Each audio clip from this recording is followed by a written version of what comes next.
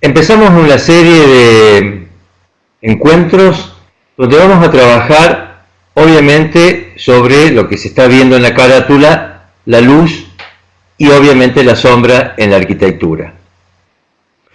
En la carátula estamos viendo un texto de Alberto Campo Baeza del libro La idea construida.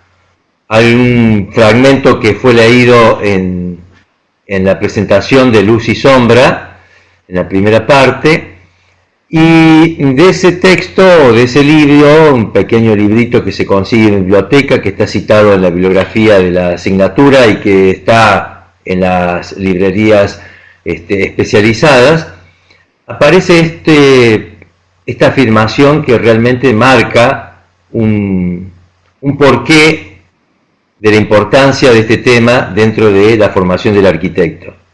Dice así: cuando por fin un arquitecto descubre que la luz es el tema central de la arquitectura, entonces empieza a entender algo, empieza a ser un verdadero arquitecto. Y es una afirmación contundente, fuerte y que tiene fundamentos sólidos, tanto desde su mirada como arquitecto, como desde los conceptos que pueden sostener esta afirmación, desde la física, desde todo lo que sería el constructo científico, que le da identidad a esto de la luz. Sin la luz que proviene del Sol, de nuestra estrella madre, de nuestro astro más principal, no habría vida. Sin vida no hay arquitectura, sin vida no hay nada. Y la luz es la fuente de la energía principal para que la vida tal como la conocemos exista, esté vigente. Por eso la importancia de la luz, y la luz desde los principios de la humanidad es algo que ha sido misterioso, ha sido fantástico, ha motivado escritos, ha motivado pinturas, ha motivado cantidades, facetas que le dan sentido a la vida del ser humano. En la imagen también vemos una obra fantástica, una obra impresionante en Roma, esa Roma portentosa del 100, esta obra fue hecha en el 118 al 125 después de Cristo, en la Roma de Adriano.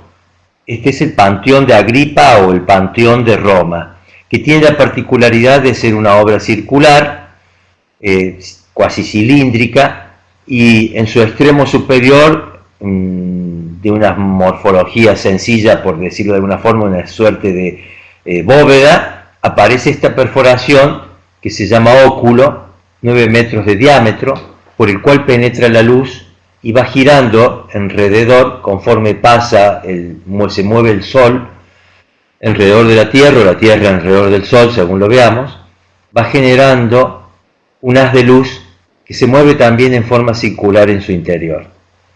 Es una obra de arquitectura, de ingeniería, es un alarde de la construcción, sobre todo por la época, el siglo 100, el primer siglo sería, ¿no?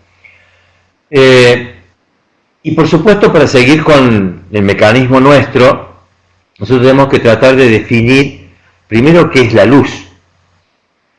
Sobre luz hay muchísimos escritos, hay cantidad de cosas plasmada en papel, plasmada en tela, plasmada en pinturas, en esculturas, que hablan y dicen de la luz. Hay científicos que intentaron escribir desde un principio, y hay algunos registros que nos vienen hasta estas épocas contemporáneas, por ejemplo, de los griegos. Por ejemplo, Lepucio, en el 450 a.C., nos dice que consideraba que los cuerpos eran focos que despedían imágenes, las que eran captadas por los ojos y después pasaban al alma para que las interpretara. Bueno, algo de verdad tenía, algo de cierto tenía. Es el objeto el que emite el rayo de luz y nuestros ojos lo captan. Y luego por supuesto, lo procesamos mediante el intelecto. Pitágoras afirmaba que son los ojos los que palpaban los objetos mediante una fuerza invisible a modo de tentáculos, y al explorar los objetos determinaban sus dimensiones y colores. También algo de cierto tiene eso, que sería, en definitiva, por supuesto, no tenemos tentáculos ni mucho menos de algo que sale de nuestros ojos, pero si uno asume de que nuestra intención del mirar se realiza a partir de nuestros ojos, serían nuestros ojos los que envuelven ese objeto para poderlo comprender. O sea, hay parte de verdad en cada una de estas afirmaciones como principio de algo que estaba evolucionando, que estaba germinando. Euclides dice que los rayos de luz eran emitidos por los ojos y que se propagan en línea recta. También es verdad. El rayo de luz, si bien no es emitido por los ojos, sí el rayo de luz se propaga en línea recta y alcanza el objeto que está buscando ese rayo de luz o que se interpone en el rayo de luz. Basora, un árabe también, en el 1000, descubrió que la luz es como un proyectil que proviene del sol. Rebota en los objetos y llega de esta manera a nuestros ojos. También es parte de verdad, ¿no es cierto? Es el rayo de luz, el rayo de energía que proviene del sol. Sí, parte de ese rayo de luz es absorbido por los objetos y parte del rayo de luz es rechazado por el objeto. Esa parte que es rechazada es un fragmento, una onda electrónica, una onda que es capturada por nuestros ojos y nosotros culturalmente transformamos en imagen y en color. Isaac Newton formula la primera hipótesis real y concreta, ¿no?, sobre lo que sería la naturaleza de la luz. Isaac Newton dice: la luz es toda radiación electromagnética capaz de ser percibida por nuestro sentido de la vista. Es decir, está afirmando que el Sol, que es la fuente de la luz, emite radiaciones electromagnéticas, pero no todas son capturadas por nuestra vista, ¿sí? Lo mismo pasa con el sonido, etcétera, etcétera. Hay un fragmento de esa radiación que es capturada por nuestra visión y ese fragmento se descompone y se decodifica culturalmente en lo que nosotros conocemos como colores. La luz es un medio homogéneo, se propaga en línea recta. O sea, la luz en un medio homogéneo, como por ejemplo la atmósfera, que es homogénea, se propaga en línea recta. Por ejemplo, a diferencia del sonido, que en un medio como el nuestro, homogéneo, que sería la atmósfera, el aire, se propaga en ondas circulares, ¿no? La luz se propaga en línea recta. Cada una de las direcciones que se propaga la luz es un rayo luminoso.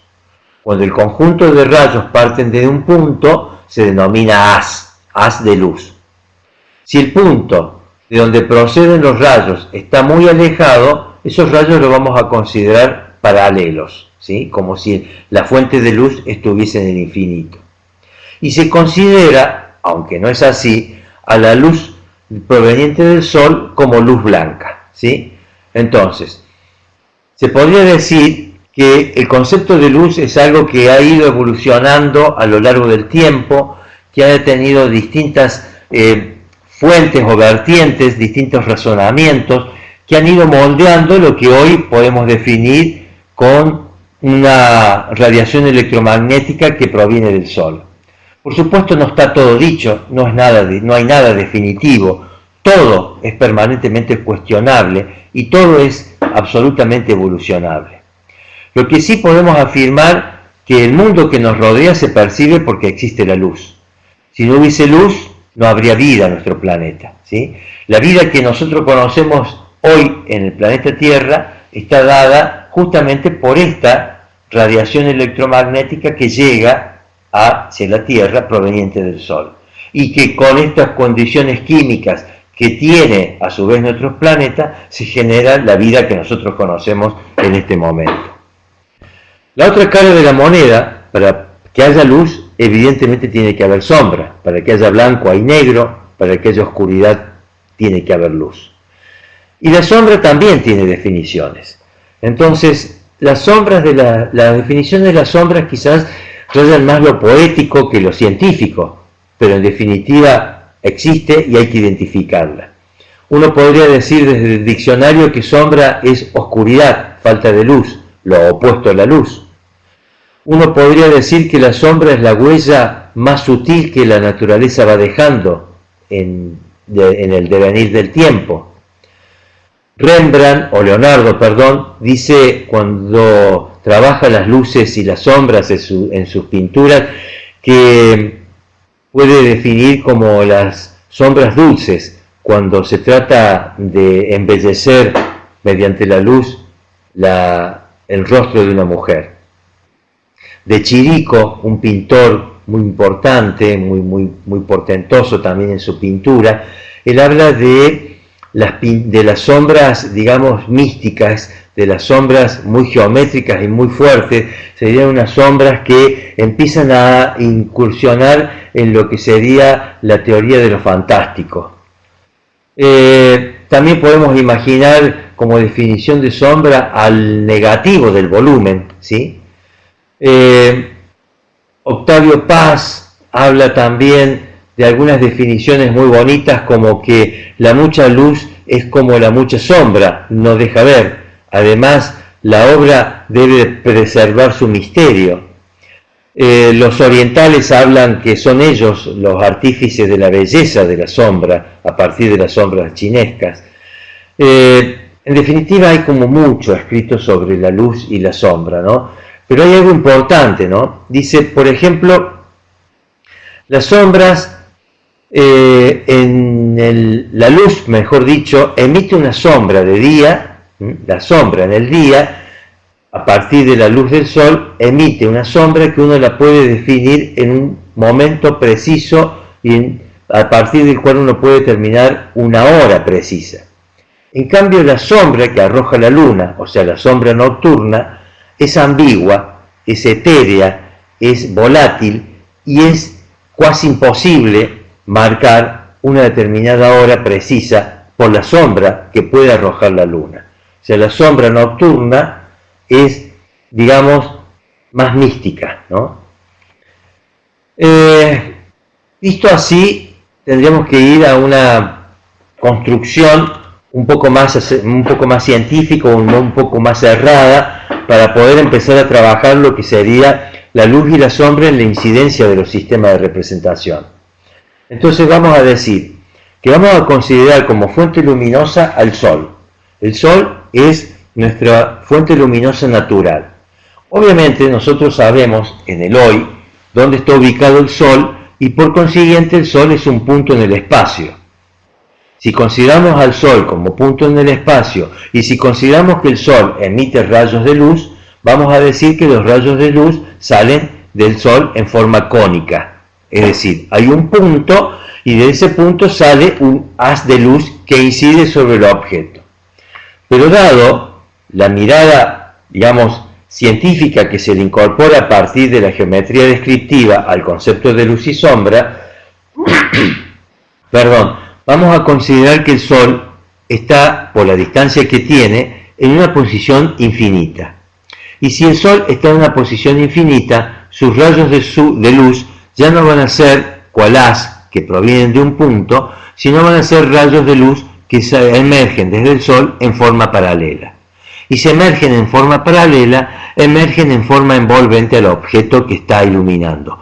Por añadidura, ese objeto puede ser representado en luz en las proyecciones paralelas, ¿sí? Entonces, el concepto sería este. Existe una fuente de luz, esa fuente de luz emite rayos luminosos, esos rayos luminosos impactan sobre el objeto y el objeto queda con una parte iluminada y con una parte sin iluminar. Una vez que impactan los rayos de luz en el objeto, obviamente los rayos de luz mueren o rebotan según sea la onda de la longitud que tenga cada uno de esos rayos, la longitud electromagnética que tengan cada uno de esos rayos. Y por añadidura, por detrás del objeto, aparecería, entre comillas, rayos de sombra, o sea, ausencia de luz.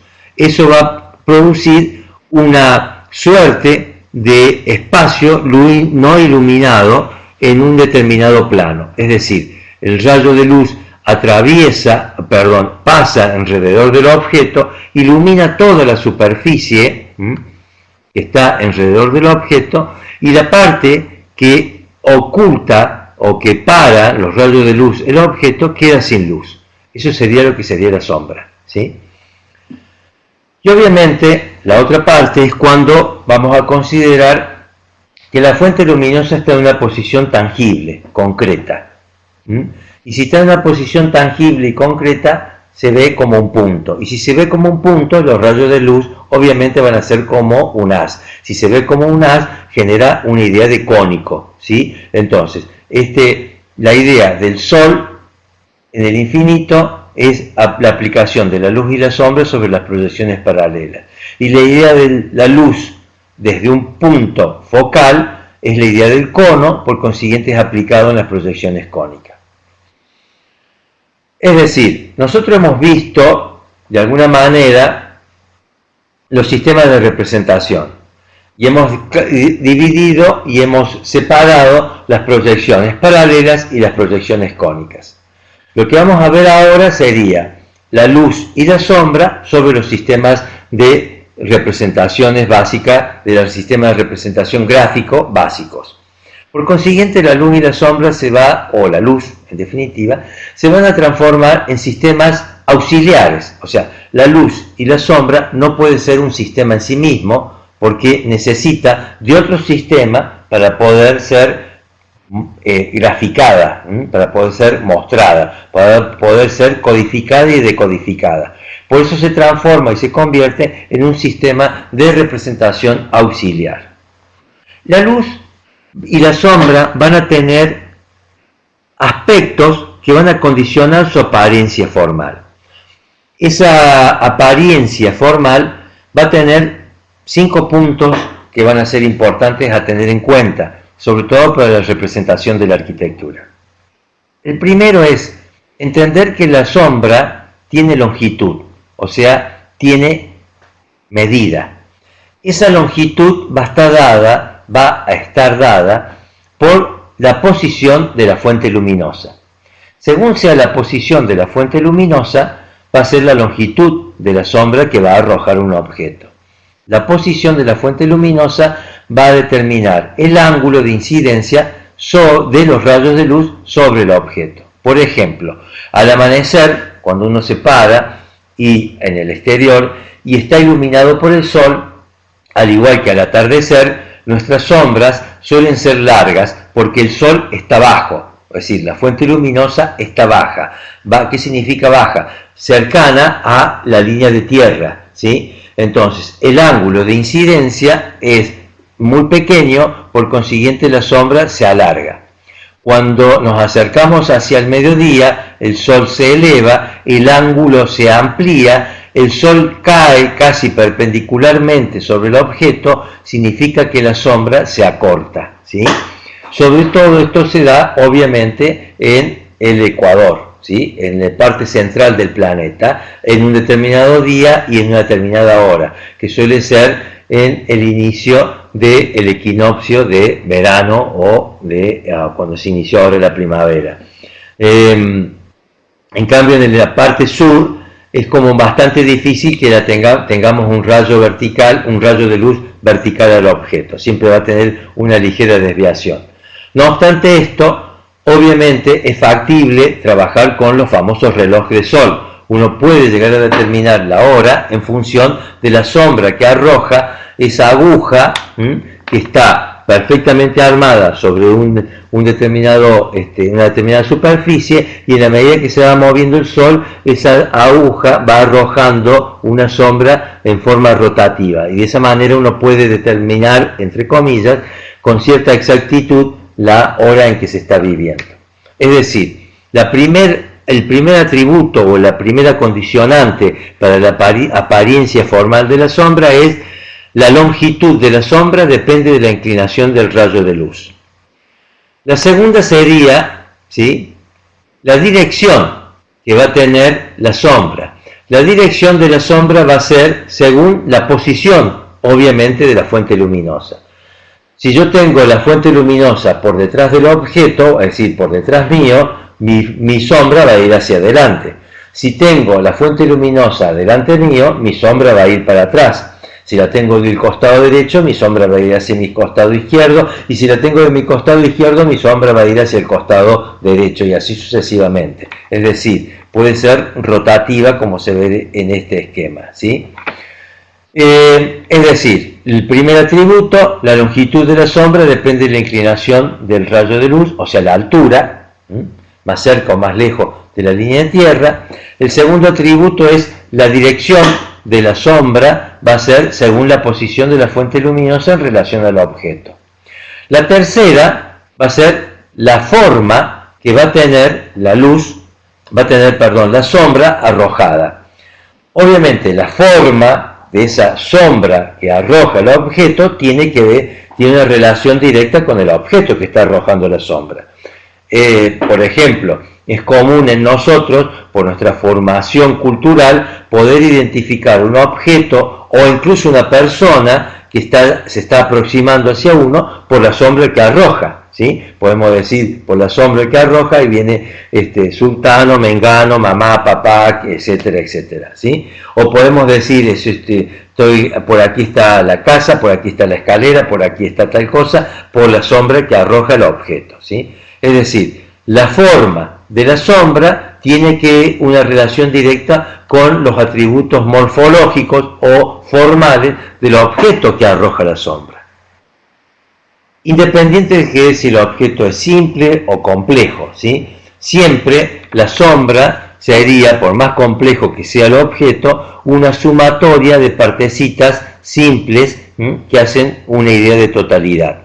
Por ejemplo, nosotros como seres humanos podemos tener la sombra de la cabeza, de la mano, del dedo, del pie, del brazo, y la sumatoria de cada una de estas partes hace la sombra de la persona, ¿sí? Entonces acá tenemos 1, 2, 3 atributos. El cuarto atributo es que la sombra va a tener también la forma de la superficie que recibe la sombra, no solo del objeto que arroja la sombra, sino de la superficie que recibe la sombra.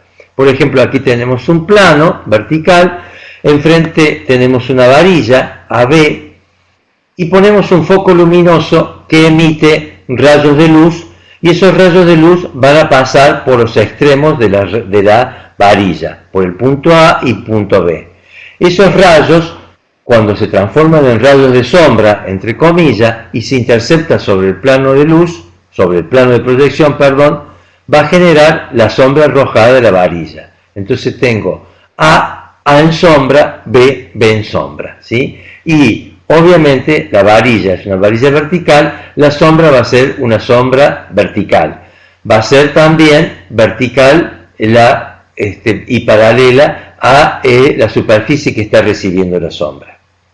Si tengo una superficie curva y mantengo la misma varilla AB y posiciono la misma fuente luminosa con sus rayos de luz que van a pasar por el punto extremo A y por el punto extremo B, obviamente cuando estos rayos de luz mueren y se transforman en rayos de sombra que se intercepta con la superficie curva, va a generar la sombra de esta varilla. Y la sombra va a ser nuevamente una línea, pero obviamente la línea va a tener la morfología de la superficie que recibe la sombra, es decir, una línea curva.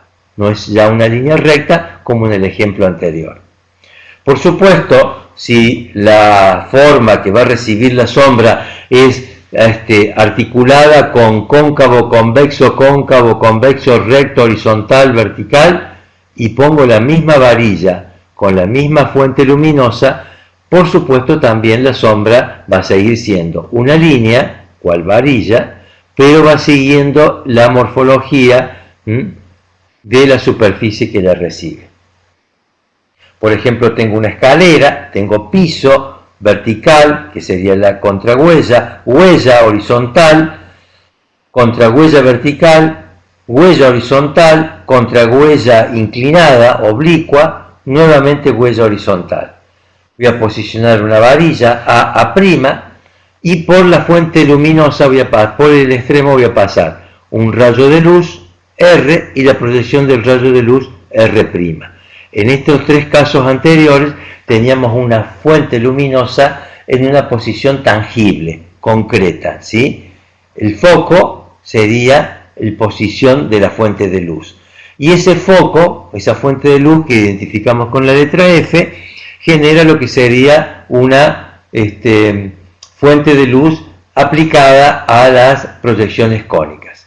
Cuando vamos a la idea de que la fuente luminosa está en el infinito, los rayos de luz van a ser paralelos entre sí y obviamente no veo la fuente luminosa. Entonces viene el rayo de luz directamente a impactar según una inclinación determinada sobre el extremo superior de la varilla y su proyección, o sea, la proyección del rayo sobre el plano de tierra, ¿sí?, va a pasar por el contacto de la varilla con el piso, ¿sí?, con el plano de tierra.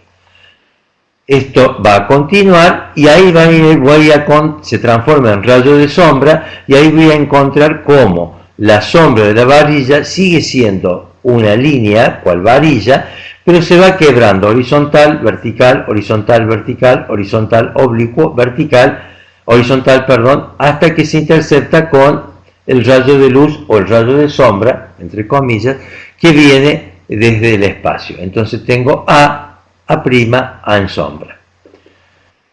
Obviamente, cualquiera sea la superficie que reciba la sombra de esta varilla A', va a ser igual que el caso anterior. Rayo de luz en el espacio, proyección del rayo de luz en el piso, R es el rayo de luz, R' es la proyección del rayo. Como el rayo de luz viene homogéneo desde el espacio, la línea también es homogénea, y como la proyección del rayo de luz es proyección, por consiguiente la representación es una línea de trazos, ¿sí?, o sea, una línea de proyección. El rayo de luz se transforma en rayo de sombra, sigue la misma dirección en que viene desde el espacio y su proyección horizontal, vertical, cóncavo, horizontal, ¿sí?, y se corta donde aparece el rayo de luz del espacio.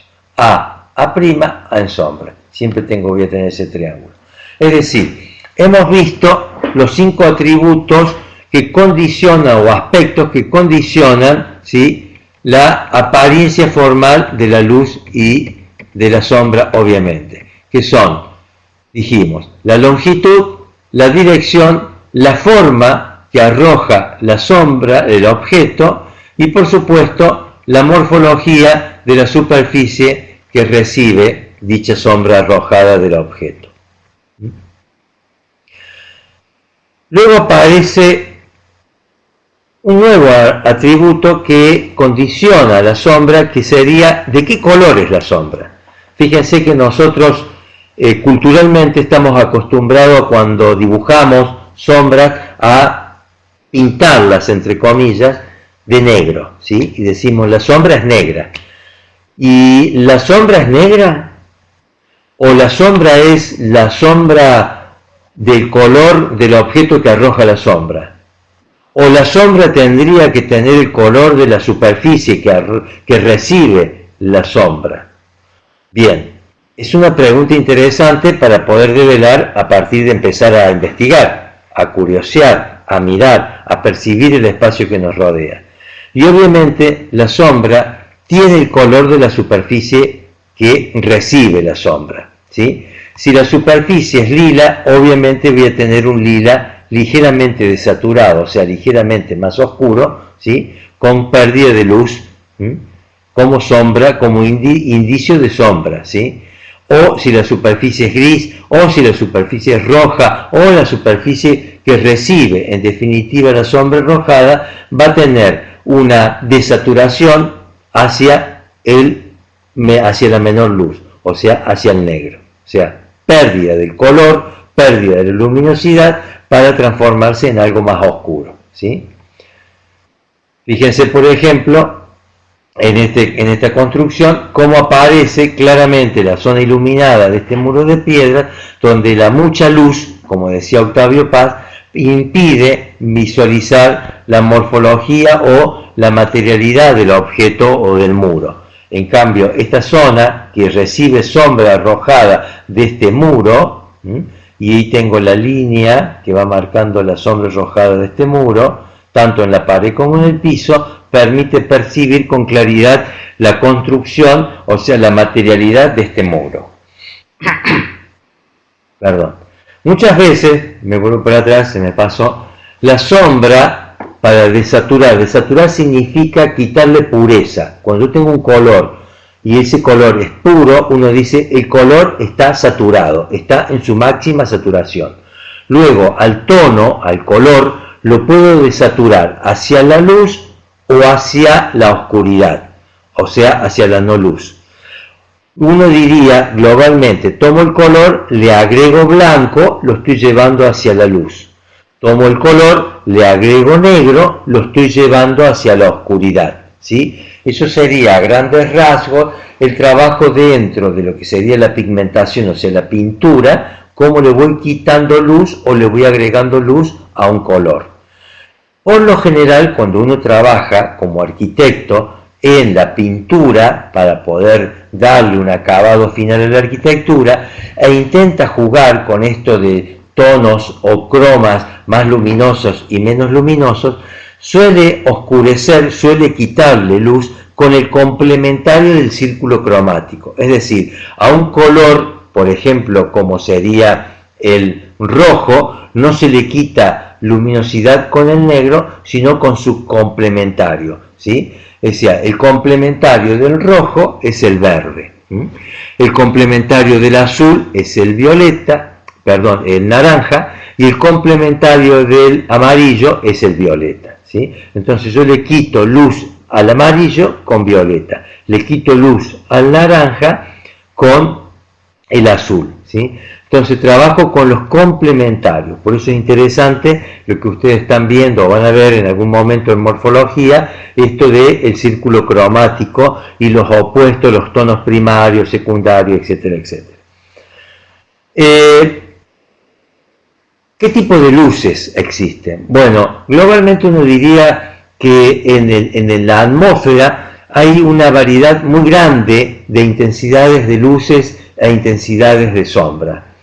Lo podemos verificar, ¿no? Como decíamos en un principio, en ese texto de Campo Baeza, si tendríamos en lugar, como complemento del lápiz y la bitácora y la ruleta que llevamos como arquitecto, un fotómetro, para poder medir la cantidad de luz que tiene un ambiente, ahí podríamos darnos cuenta la variedad increíble que hay de luces y sombras.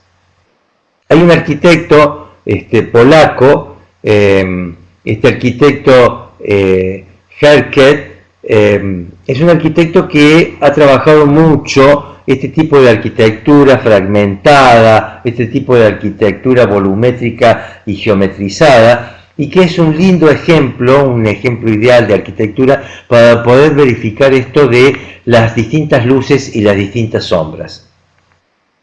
Hay luz directa que impacta sobre el objeto y nosotros la identificamos como luz máxima. Y hay del otro lado del objeto ausencia de luz que nosotros vamos a identificar como sombra propia del objeto. Y luego está la sombra que el objeto arroja sobre otra superficie, que la vamos a identificar como sombra arrojada. Es decir, nosotros para poder graficar la arquitectura y comprender cómo manejar la luz y la sombra, nos vamos a manejar con esos tres valores: luz total, sombra propia y sombra arrojada. Pero ¿por qué decimos que después, cuando uno está trabajando en la arquitectura, aparecen muchos matices? Y aparecen matices porque está claro, dijimos en un momento dado, de que la luz es una radiación electromagnética que incide sobre los objetos. La manera de incidir sobre los objetos es, parte de esa radiación electromagnética es absorbida por el objeto y parte es rechazada. La parte que es rechazada es la que nosotros vemos e identificamos como color. Pero esa parte rechazada es rechazada como un rayo de luz. Y se mueve homogéneamente, y así como es capturada por nuestros ojos, también es capturada por otros objetos que están al lado de ese otro objeto. Entonces es como que se va contaminando, ¿sí? El color, la luz, se va como contaminando, o se va nutriendo, o se va como mixturando, combinándose con otros objetos, rebotando de un lugar hacia otro y empezando a generar lo que Rembrandt dice en sus pinturas, que es la construcción de la atmósfera, ¿sí? Rembrandt pinta atmósfera, no pinta objetos. Rembrandt trabaja sobre esta cosa de la luz que rebota en un objeto y rebota en otro, por eso sus objetos en la pintura no tienen un límite definido, como sería la pintura de Miguel Ángel Buonarroti. Miguel Ángel Buonarroti trabaja como Rafael de Sanzio y como tantos pintores, trabaja la pintura desde una mirada con la luz y la sombra desde el módulo.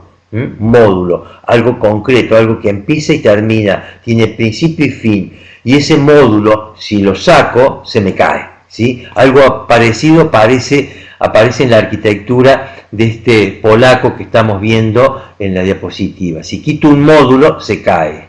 En cambio, Rembrandt no pinta objetos, no pinta personas, pinta estancias, dijeron los españoles, pinta habitaciones, pinta atmósferas, momentos, estadios. Entonces, ¿puedo quitar un objeto de esa atmósfera y nada se cae? Sí, se mantiene.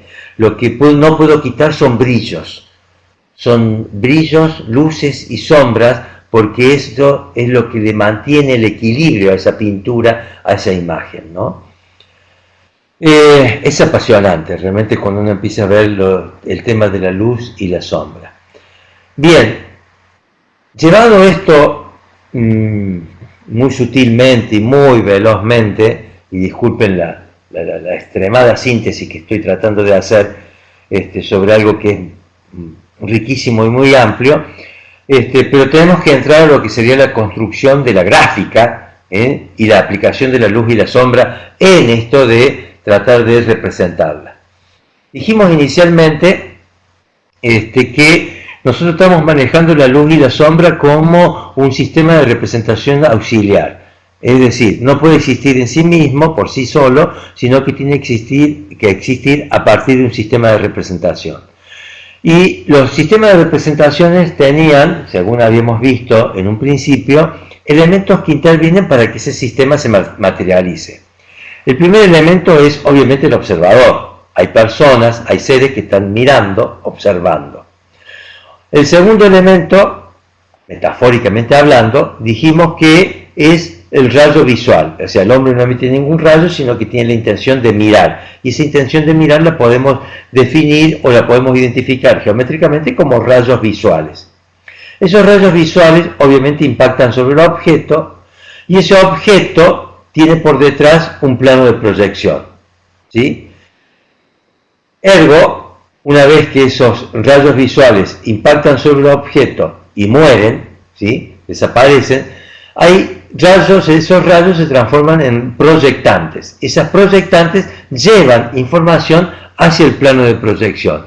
Y en ese plano de proyección, en la intersección de las proyectantes y el plano de proyección, se construye la imagen proyectada. Es decir, observador, rayos visuales, objeto, plano de proyección con imagen proyectada.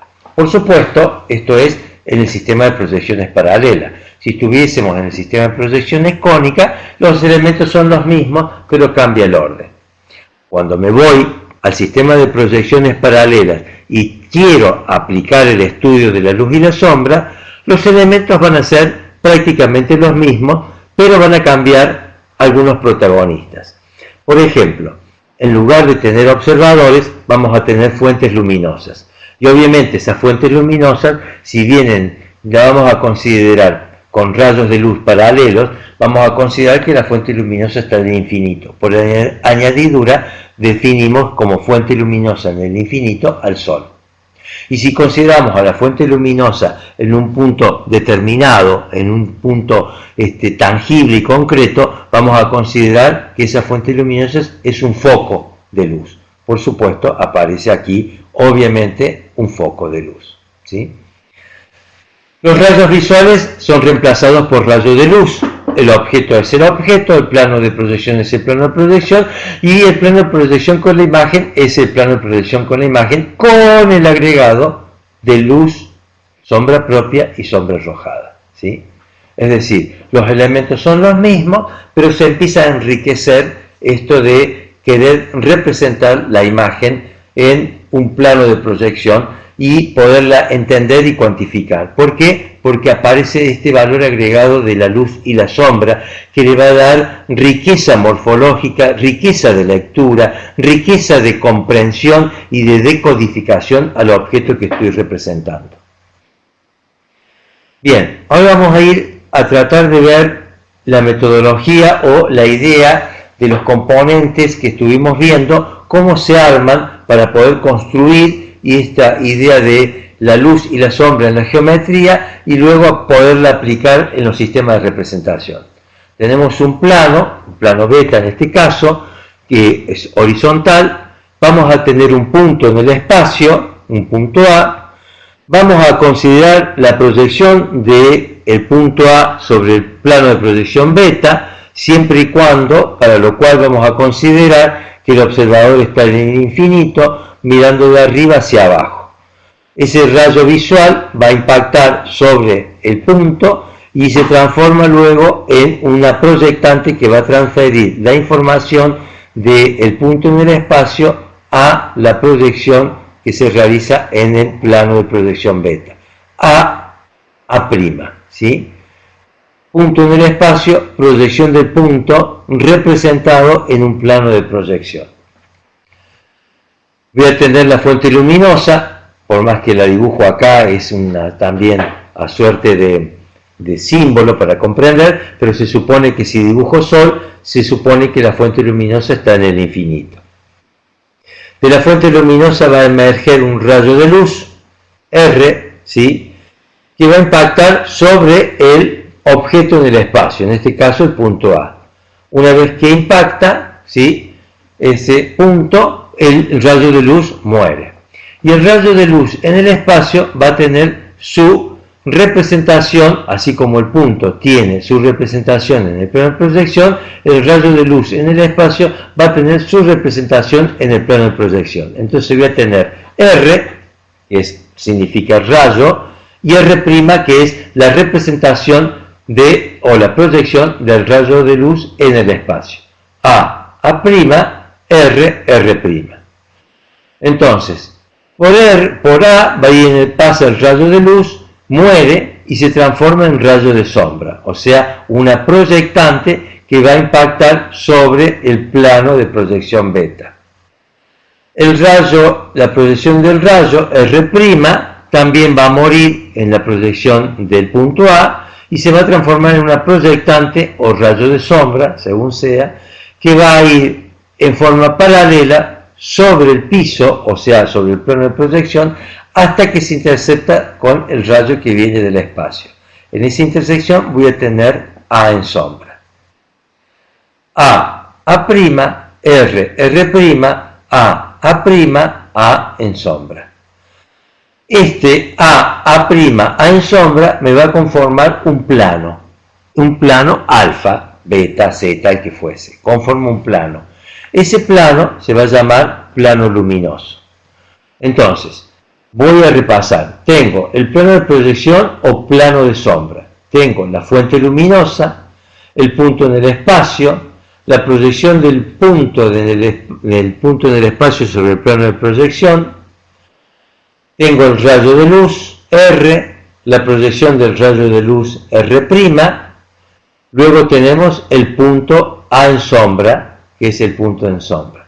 Y por último, el plano luminoso.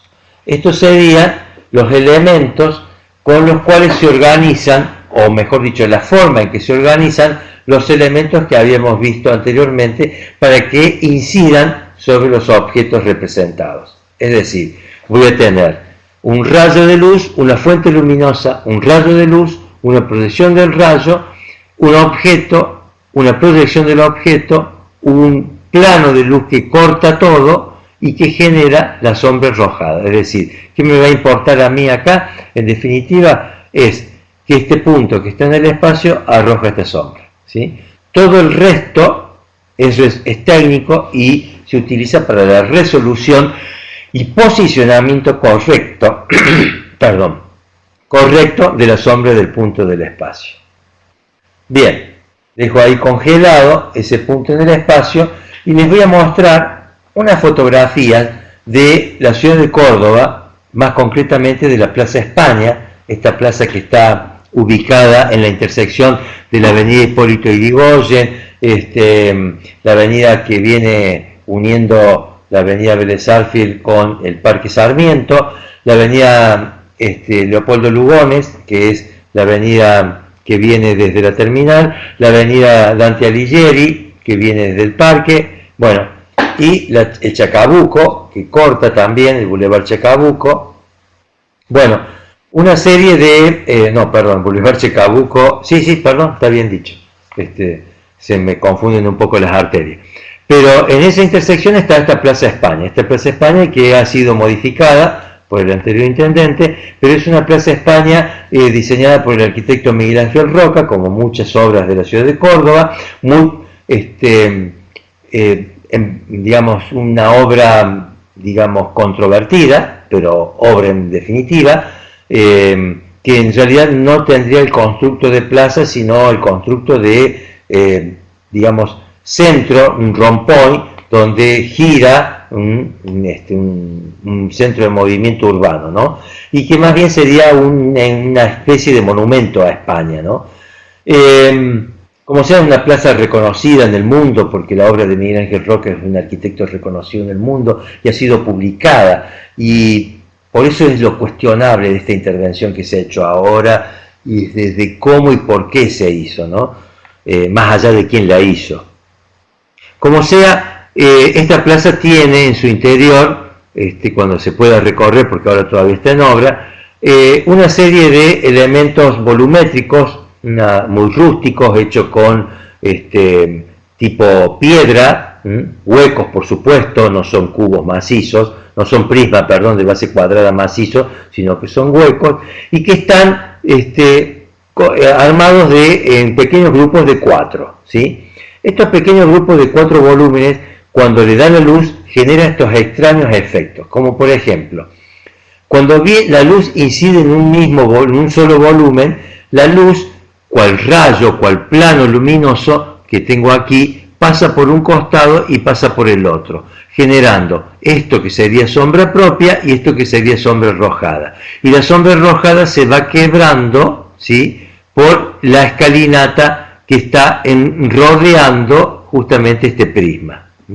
Es decir, se ve nítidamente o claramente acá que la morfología de la sombra arrojada tiene la morfología del prisma que está arrojando la sombra, la morfología de la superficie que está recibiendo la sombra. No se ve muy claro porque la foto no es muy precisa, pero tendría el color de la superficie que recibe la sombra, y a su vez se puede delimitar la sombra por esto que llamamos plano luminoso. Hay un plano luminoso que pasa por este vértice, o por esta arista, del volumen, y el otro plano luminoso está pasando por la arista opuesta, generando esta sombra arrojada.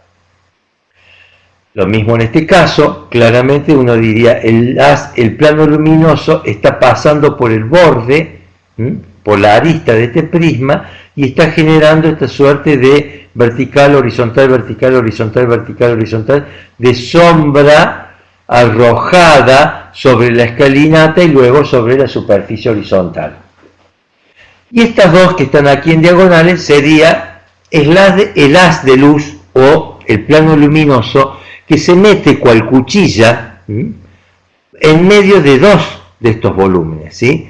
Esto se da no tanto a la mañana como a la tarde, ¿sí? Depende del momento en que esté. La Plaza España, que está, digamos, ubicada al final o al principio del Parque Sarmiento, recibe a la mañana desde el este una muy buena luz que le permite generar esta suerte de efectos, porque el Parque Sarmiento, que es de construcción muy baja, no obtura la incidencia de los rayos de luz. En cambio, a la tarde, cuando el rayo de luz viene desde el oeste, hacia lo que sería el barrio Nueva Córdoba aparecen muchas edificaciones muy altas, que son los edificios, que sí obturan los rayos de luz y dificulta un poco estas lecturas que estamos haciendo por la tarde.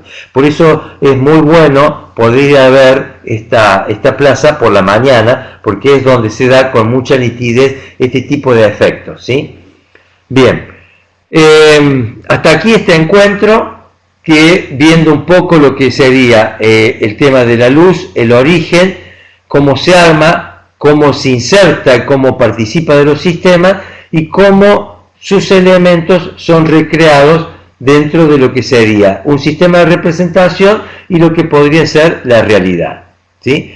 En los subsiguientes encuentros vamos a empezar a ver cómo este concepto de luz y sombra se aplica en forma concreta sobre los sistemas de representación.